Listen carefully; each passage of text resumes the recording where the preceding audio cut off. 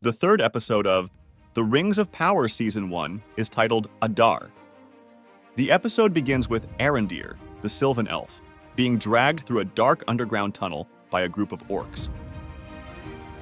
One of the orcs ominously whispers, "For Adar," as they toss Arondir outside, where he is chained and forced to work alongside other captive elves, including his patrol companions Medhor and Revion. The prisoners are shown to be digging a passageway, surrounded by gnarled tree roots that seem to cage them. Arondir realizes the orcs have captured them and taken them to an unknown location.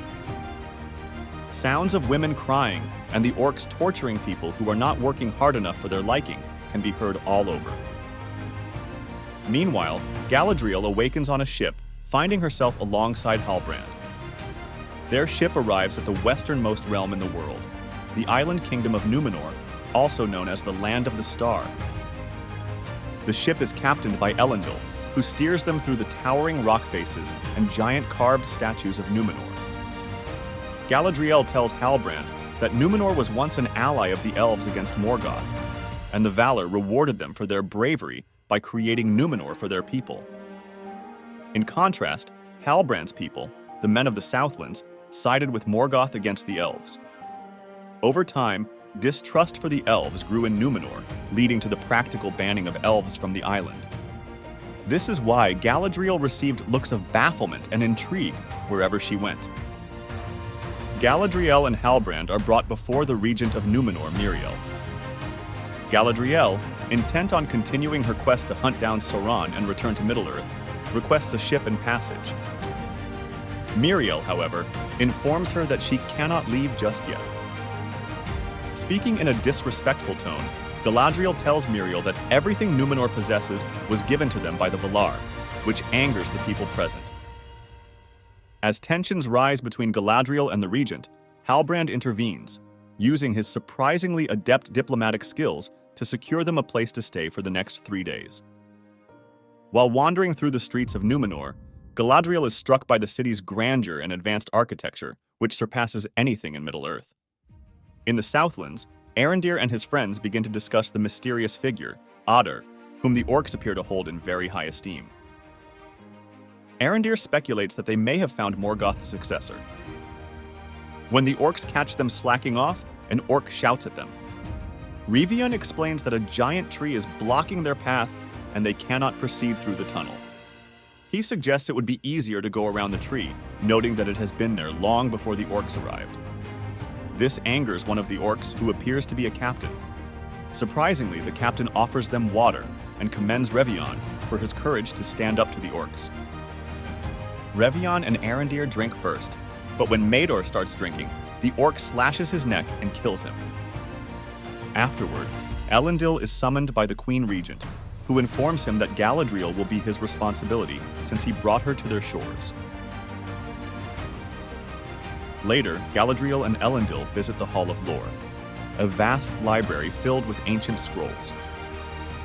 There, Galadriel discovers that the sigil Halbrand wears is not merely a symbol, but a map of the Southlands. She realizes that this map represents a plan by Sauron, Morgoth's successor, to transform the Southlands into a realm where evil can thrive if Morgoth fails. Meanwhile, Sadok Burrows delivers a heartfelt speech, remembering all the Harfoots who were left behind, those who were either killed or injured and couldn't keep up with the caravan. The speech is abruptly interrupted by the stranger, who accidentally gets tangled in a rug and stumbles into the procession. Startled, the stranger calls out Nori's name, inadvertently causing trouble. One of the elders suggests kicking Nori's family out of the caravan, but Sadok, recognizing Nori's youth and learning process, decides against exile for the Brandyfoots. Instead, he assigns them to ride at the very back of the caravan as a form of punishment. As the Harfoot caravan continues its migration, Poppy struggles alone with her cart, while Largo deals with his injured ankle from an earlier mishap. Just when all hope seems lost and the caravan begins to slip from sight, the cart suddenly shakes.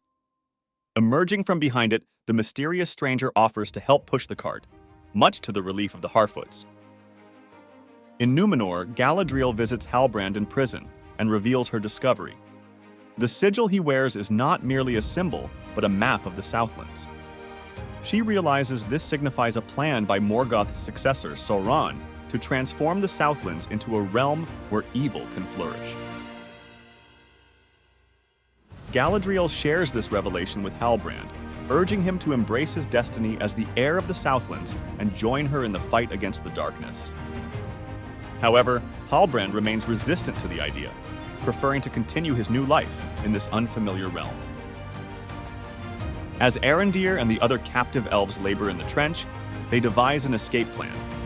During a deadly game of tug-of-war with their chains, Arondir dashes across the chains and leaps off to bring down the ragged sun shelter, exposing the orcs to the blistering sunlight. This diversion allows Revian to break free momentarily, but as he dashes across the open ground, he is struck down by an arrow before reaching safety. Arondir is then pulled back underground, spared from certain death, but now facing an ominous fate, being taken to the mysterious Adar. As he is dragged away, the camera shifts to reveal a figure who appears more human than orc, wearing a familiar clawed glove on his left hand, the mysterious Adar. This concludes the third episode of The Rings of Power Season 1. The fourth episode of The Rings of Power Season 1 is titled The Great Wave.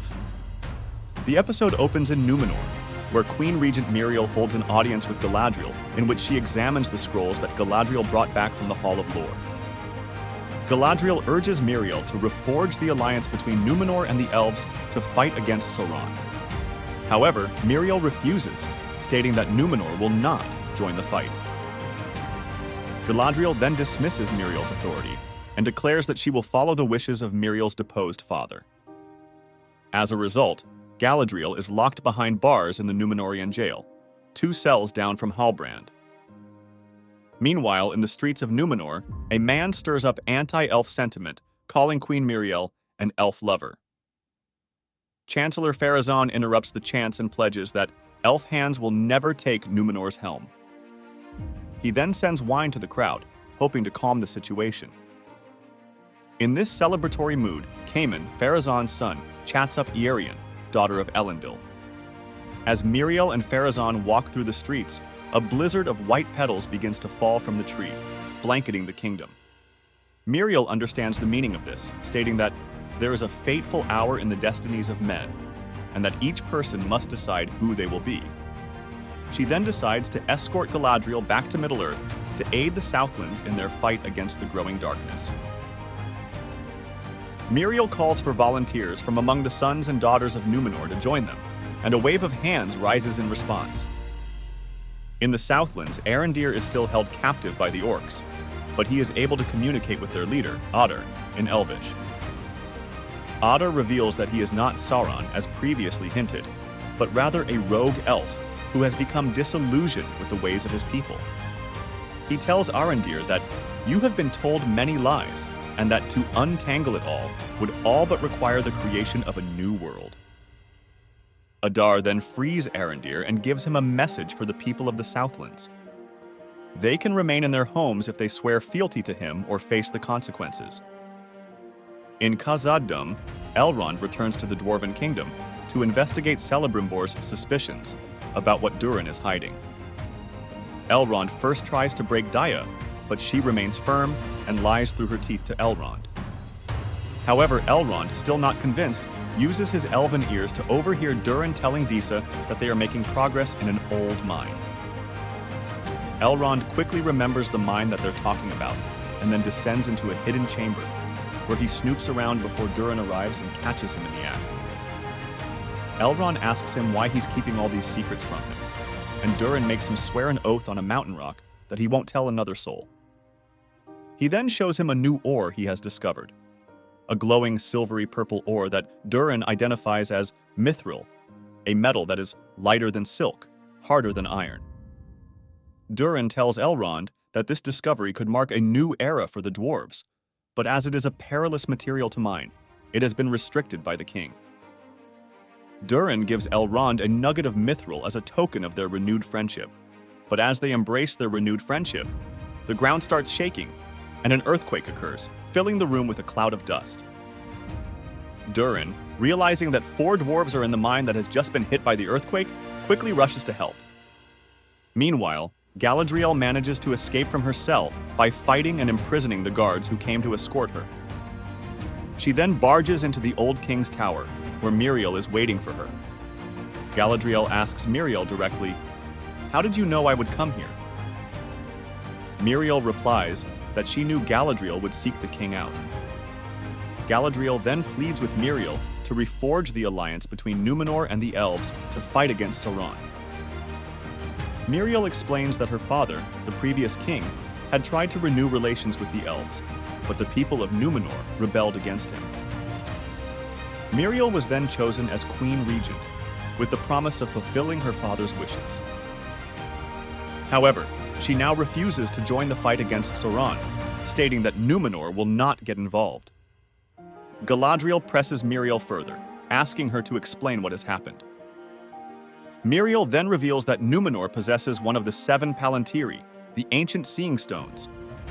She orders Galadriel to touch the Palantir, which shows Galadriel a vision of a great wave crashing over Numenor, destroying the island. Miriel tells Galadriel that this vision suggests Numenor's doom is tied to Galadriel's arrival. Therefore, Miriel is determined to send Galadriel away, believing this is the only way to prevent Numenor's destruction. Despite Galadriel's pleas, Miriel remains steadfast in her decision not to aid the fight against Sauron. The confrontation ends with Galadriel giving Miriel a meaningful look as she prepares to board the ship that will take her back to Middle-earth, accompanied by a group of Númenórean volunteers. Meanwhile, Theo argues with his mother Bronwyn, insisting that there's no food left at the outpost. He tells her he's going to the village to get some root beet from the barn. Bronwyn refuses to let Theo go, but Theo sneaks out and takes one of his friends along with him. However, when he gets to the village, he is found and attacked by a group of orcs. Theo hides in a well, hoping to outwait the orcs and escape when night falls. As he attempts to flee, an orc catches him and demands to know the location of Sauron's hilt. The orc tries to cut off Theo's arm, but Arondir, returning to the Southlands to deliver Adar's message to the people, arrives just in time to save him, plucking an arrow out of the air and firing it back at the orcs in a dramatic display of his elvish prowess. They run out of the forest with Arondir continuously firing arrows and killing orcs along the way. Theo, injured and struggling to keep up, is shielded by Arondir, who helps him out of the forest. As they emerge, the sun begins to rise, saving their lives, as the orcs hate sunlight and cannot be in open daylight. In Numenor, as Miriel returns from sending Galadriel off, white petals begin falling from the giant tree, signaling imminent danger. Queen Regent Miriel delivers a rousing speech to the people, urging them to defend their mortal brethren in the Southlands against the growing darkness. Elendil rallies the volunteers, asking, "Who among you will serve? Who among you will sail with me to Middle-earth?" His son, Isildur, is one of the first to raise his hand, declaring, "I will serve." Many others follow suit, and almost all of Numenor answers the call to arms as triumphant music plays in the background. This concludes the 4th episode of The Rings of Power Season 1.